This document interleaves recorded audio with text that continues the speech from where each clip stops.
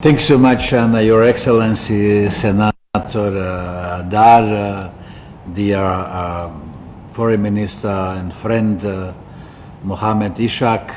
Yeah, it's really a great pleasure to meet you here in my first official visit to Pakistan, in this beautiful city of Islamabad, and the city of peace and diplomacy. And allow me just to express my sincere gratitude for your kind invitation, of course, and for the, of course, warm hospitality extended to me and my delegation.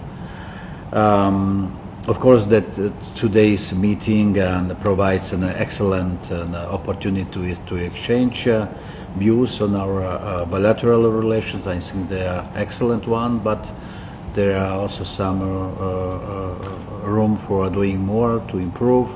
First of all, in economy, in the business sector, and of course, and to discuss current regional and global developments, and of course to explore new avenues and for mutually beneficial cooperation. I think that it's very important.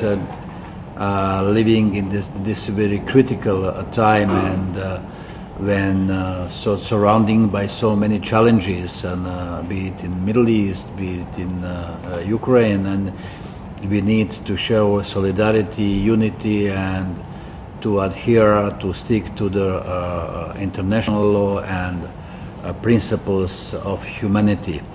I would also like to congratulate, as I did and during the meeting with the Prime Minister, you, my dear friend, on Pakistan's diplomatic efforts to promote dialogue and de-escalation in the Middle East, and we welcome all initiatives that contribute to peace and stability in the region.